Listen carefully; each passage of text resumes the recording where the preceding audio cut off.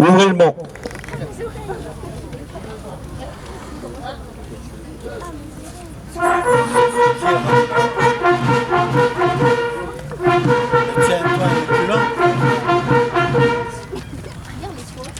Discours du président du Souvenir français, M. Jean Podesta. Alors 9 mai 2025. Aujourd'hui, nous rendons hommage à nos compatriotes et à leurs frères d'armes, combattants de 1940, Français libres qui n'ont jamais cessé le combat, résistants de l'intérieur ayant héroïquement rejoint la lutte. Soldats de l'armée d'Afrique couverts de gloire, combattants rassemblés pour libérer notre terre opprimée et poursuivre le combat au-delà du Rhin et des Alpes. À tous, nous exprimons notre gratitude et notre admiration. À la suite du général de Gaulle, ils ont relevé notre honneur et permis à la France d'être à la table des vainqueurs. Fontoin a été libéré le 10 septembre 1944. Ce fut une journée intense de joie qui se prolongea durant plusieurs semaines. Mais la guerre n'était pas terminée pour autant. Il fallut encore de nombreux mois pour que l'Allemagne capitule enfin le 8 mai 1945. Aujourd'hui, c'est le 80e anniversaire qui commémore le dernier événement de la Deuxième Guerre mondiale, et en particulier la libération des camps, le retour des déportés et cette capitulation du 8 mai, sans oublier la signature à l'automne de la fin des combats dans le Pacifique qui mettra un terme à ce conflit. Pour le souvenir français, qui a caution de conserver la mémoire de celles et ceux qui sont morts pour la France au cours de son histoire, le principal objectif reste d'assurer la transmission aux jeunes générations. C'est pourquoi, au nom du souvenir français, les cellules du CMJ et les élèves vont déposer une gerbe à la mémoire de toutes les victimes pendant ce conflit. Du journal d'Anne Frank par les élèves de l'école du centre. Julia, Tessa, Swan, Aaron, Julia, Cassandra.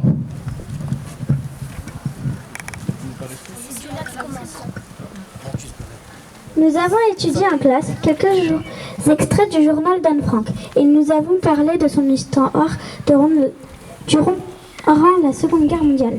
Nous allons parler aujourd'hui avec vous quelques extraits de son journal qui témoignent de son histoire. Pour cette raison, Anne est ravie de recevoir le journal intime qu'elle a vu en faisant les magasins.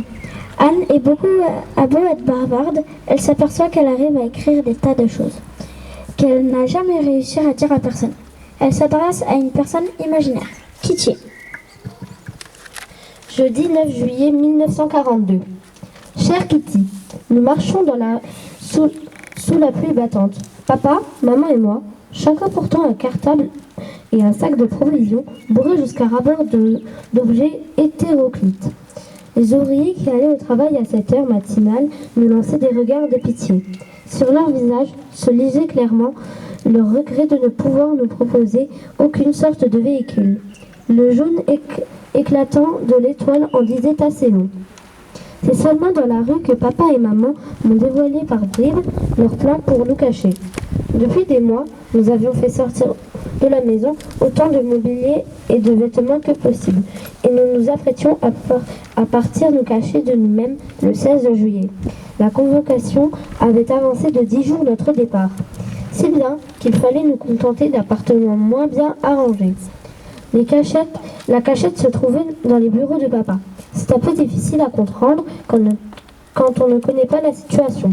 C'est pourquoi je vais vous donner quelques explications supplémentaires. À droite du palier se trouve l'annexe. Nul ne soupçonnerait que tant de pièces se cachent derrière cette simple porte peinte en gris. Une marche devant la porte et on y est. Juste en face de l'entrée, un escalier raide, à gauche un petit couloir et une pièce. Pièce destinée à devenir la salle de séjour et la chambre à coucher de la famille Franck. À côté, une pièce plus petite, chambre à coucher et salle d'études des demoiselles Franck. À droite de l'escalier, une pièce sans fenêtre, avec lavabo et toilettes séparées. Et aussi une porte donnant sur notre chambre, à Margot et à moi. Quand, en haut de l'escalier, on ouvre la porte, on est surpris de trouver dans cette vieille bâtisse une pièce aussi grande, claire, spacieuse. Dans cette pièce se trouve une cuisinière et un évier. La cuisine donc, et en même temps la chambre à coucher des époux Van Damme, le salon, la salle à manger et la salle d'études communautaire. Une toute petite pièce de passage sera l'appartement de Peter Van Damme. Et puis, comme en façade, un grenier et des combles. Voilà, je t'ai présenté toute notre belle annexe. Bien à toi, Anne. 28 septembre 1942. L'idée de ne jamais pouvoir sortir m'oppresse aussi, plus que je ne suis capable de le dire, et j'ai très peur qu'on nous découvre et qu'on nous fusille, Anne. Vendredi 9 octobre 1942. Chère Kitty, aujourd'hui je n'ai que des nouvelles sinistres et déprimantes à te donner. Nos nombreux amis juifs sont emmenés par le groupe entier. La Gestapo ne prend vraiment pas de gants avec ces gens. On les transporte à Westerbork. Le grand camp pour juifs en rentre dans des wagons à bestiaux. Niep nous a parlé de quelqu'un qui s'est échappé de Westerbork. Westerbork doit être épouvantable. On ne donne presque rien à manger aux gens. Et encore moins à boire car ils n'ont de l'eau qu'une heure par jour et un WC et un lavabo pour plusieurs de milliers de personnes. Ils dorment tous, enfants, hommes, femmes et enfants. Les femmes et les enfants ont souvent la tête rasée. Il est presque impossible de fuir. Les gens du camp sont tous marqués par leur tête rasée. S'il se passe des choses aussi affreuses en Hollande, qu'est-ce qui les attend dans les régions lointaines et barbares où on les envoie? Nous supposons que la plupart se font massacrer de la radio anglaise. D'asphyxie par les gaz, c'est peut-être la méthode d'élimination la plus rapide, Anne.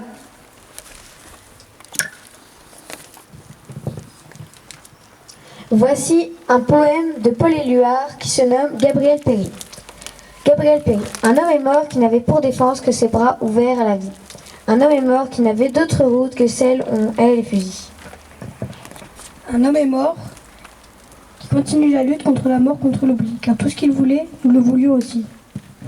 Nous ne voulons aujourd'hui que le bonheur soit la lumière, au fond des yeux, au fond du cœur, et la justice sur la terre. Il y a des mots qui font vivre, et ce sont des mots innocents, le mot chaleur, le mot confiance, amour et justice, et le mot liberté. Le mot enfant et le mot gentillesse, et certains noms de fleurs et certains noms de fruits, le mot courage et le mot découvrir. Et le mot frère. Et le mot frère. Et le mot camarade. Et certains noms de pays, de villages, et certains noms de femmes et d'amis. Ajoutons-y, Péri est mort pour ce qui nous fait vivre. Tutoyons-le, sa poitrine est trouée. Mais grâce à lui, nous nous connaissons mieux. Tutoyons-nous, son espoir est vivant. Paul Éluard.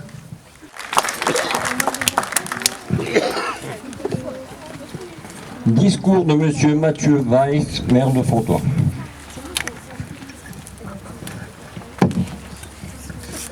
Monsieur le député, Madame la conseillère départementale, Monsieur le maire honoraire, Mesdames et Messieurs les élus, présidents d'associations, autorités civiles, militaires et religieuses, Madame la directrice de l'école du Centre, Monsieur le Président du Souvenir français, Mesdames et Messieurs les porte-drapeaux, chers écoliers, chers Fenchois, Madame, Monsieur, chers amis, nous sommes rassemblés ici devant notre monument aux morts pour comprendre, pour rendre hommage, pour transmettre. Je remercie les équipes pédagogiques du groupe scolaire du Centre, les parents, le Souvenir français et les élus pour leur investissement et pour l'organisation de cette commémoration axée et orientée en faveur de notre jeunesse. Car le dire et le répéter, c'est bien, mais le faire, c'est encore mieux. Je veux saluer votre présence nombreuse à nos côtés cet après-midi et saluer la présence précieuse de nos écoliers à qui nous souhaitons transmettre le souvenir au travers de ces moments forts que sont nos commémorations patriotiques. Cette jeunesse qui n'a heureusement pas connu la guerre sur le sol français, mais qui a le devoir de ne pas laisser le monde se défaire à nouveau. Entourés de cette jeunesse, nous sommes réunis pour commémorer le 80e anniversaire de la victoire du 8 mai 1945. Ce jour-là, l'Allemagne nazie capitulait, mettant fin à une guerre qui avait ravagé le monde, endeuillé des millions de familles et bouleversé à jamais l'histoire de notre continent. Nous célébrons une victoire, mais nous n'oublions pas à quel prix elle a été obtenue. Nous pensons à celles et ceux qui ont combattu, résisté, souffert et pour beaucoup donné leur vie pour que nous puissions vivre aujourd'hui en paix, libres et debout. Parmi eux, il y avait des soldats, des résistants, des civils. Il y avait aussi des jeunes, parfois à peine plus âgés que vous, chers élèves ici présents. C'est à vous, aujourd'hui, que nous confions la mémoire de cette histoire. Pas une mémoire figée ou lointaine, mais une mémoire vivante. Une mémoire qui vous engage. Une mémoire pour comprendre ce que fut la guerre, pour mesurer la valeur de la paix, pour apprendre à reconnaître ce que sont la haine, l'intolérance et le mépris de l'autre, et pour mieux le combattre. Au-delà de cet événement qui nous rassemble, je vous invite, toutes et tous, à faire vivre ce souvenir partout, à l'école, dans notre village, dans les associations ou dans votre quartier. La mémoire, ce n'est pas uniquement se souvenir du passé, c'est aussi préserver le présent pour assurer un avenir serein. C'est apprendre à dire non à la haine, non au racisme, non à l'antisémitisme, non à l'intolérance. Et cela commence dans votre quotidien, quand vous êtes assis dans vos classes, dans vos activités extrascolaires, sur un terrain de football, avec des camarades, aux prénoms différents, aux origines variées. Vous devez déjà incarner ce que nos aînés ont rêvé de bâtir, c'est-à-dire une société fraternelle. Lorsque vous repérez un élève isolé, tendez-lui la main. Si vous êtes témoin de propos déplacés, d'une moquerie, de harcèlement, agissez. Agissez pour le défendre et le faire respecter. Vous avez le pouvoir de bâtir une société plus juste, une société où l'on se parle, où l'on se respecte et où l'on refuse l'indifférence. Aujourd'hui, votre présence devant ce monument aux morts n'est pas un simple témoignage, c'est une promesse, celle de ne jamais oublier. En déposant une gerbe, en écoutant et en chantant la Marseillaise, en respectant une minute de silence, vous accomplissez un acte de citoyenneté qui vous honore. À vous désormais de raconter, à vous de transmettre, à vous d'agir. Et je veux croire, en vous regardant, si nombreux cet après-midi à nos côtés, que cette promesse vivra encore longtemps. Merci à vous tous d'être ici. Merci aux enseignants, aux familles, aux associations qui font vivre ce devoir de mémoire. Et merci à vous, chers enfants, d'en être les jeunes gardiens. Vive la jeunesse, vive la République, vive la France et vive Pontoise. À tous les élus présents, Madame la conseillère départementale, merci aux porte-drapeaux, aux associations patriotiques, à vous tous qui êtes là, et bien sûr, merci aux enfants pour cette lecture si émouvante des textes. Monsieur le maire, vous avez tout dit. Vous avez tout dit parce que ce à quoi on assiste aujourd'hui, c'est un passage de relais entre ceux qui ont connu la barbarie, l'horreur, celle des camps, celle de la guerre, et cette nouvelle génération qui peut-être a du mal à s'imaginer à quel point ces atrocités ont pu marquer dans leur chair une génération entière. Chers enfants, vous avez dans vos mains ce qu'il y a de plus beau, l'avenir. C'est à vous de le construire. C'est de vous de le construire pour que cet avenir soit joyeux, radieux, fraternel, solidaire et fier. Pour cela, il faudra être vigilant. Ce qui vous paraît naturel aujourd'hui, c'est-à-dire de vivre en paix et en liberté, de pouvoir jouer sans contrainte, de pouvoir réciter des textes en public, de pouvoir étudier à l'école, et je salue d'ailleurs le personnel encadrant de l'éducation nationale qui est ici aujourd'hui. Tout ça peut vous paraître naturel, mais c'est un trésor, un bien précieux. Cette vigilance, elle devrait être de tous les instants, parce que l'horreur peut renaître. Elle peut changer de nom, elle peut changer d'habitude, elle peut changer d'idéologie, mais elle peut revenir plus vite qu'on ne le pense. Alors gardez en tête ces belles valeurs de liberté, d'égalité et de fraternité. Continuez à participer à des belles manifestations comme celle-ci. Continuez à lire des textes qui sont des textes qui éclairent sur l'humanité et parfois sur l'inhumanité. Et monsieur le maire, pour ce travail de passage de relais que vous faites, je tiens très sincèrement à vous remercier parce que vous avez fait de cette cérémonie, non pas une cérémonie classique, une cérémonie dont on a l'habitude, mais une cérémonie pas comme les autres. Et j'espère que les enfants qui nous entourent, qui ont si bien lu le texte, se souviendront toujours. Vive la République, vive la France, et comme vous l'avez si bien dit, vive Fontoy. Merci beaucoup.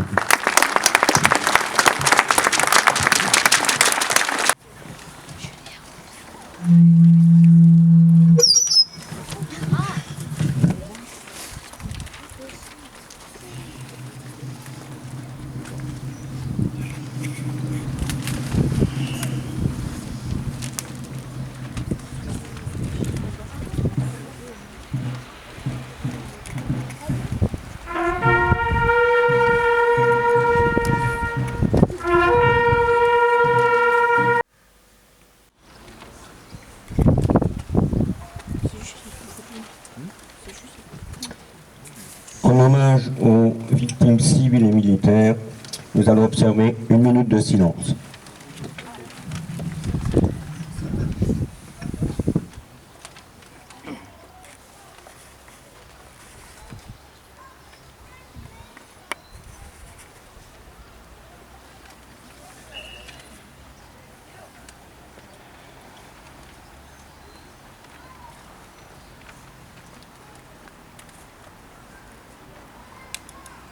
Je vous remercie.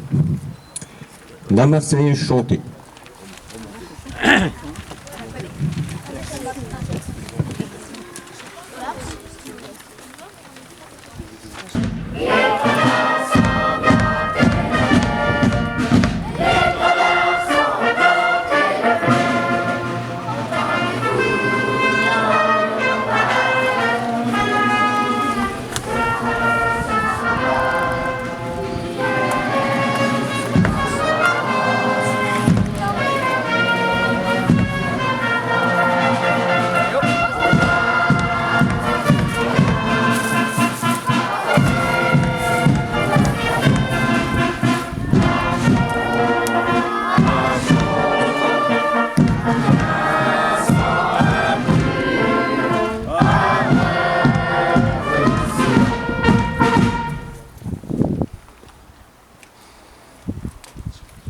L'hymne européen Ode à la joie.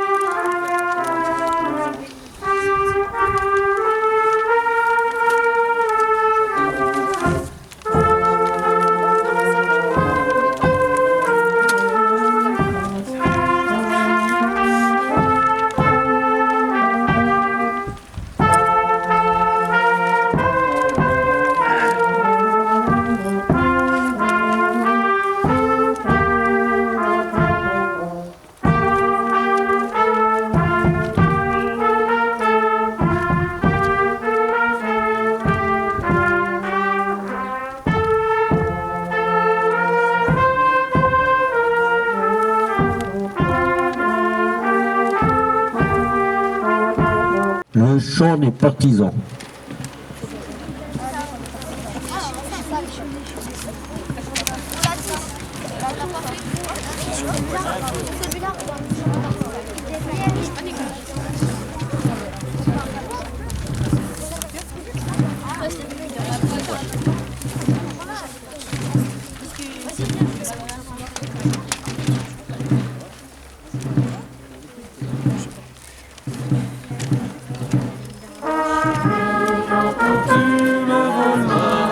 taureaux sur nos plaines. Ami, entends-tu le cri sourd du pays qu'on enchaîne?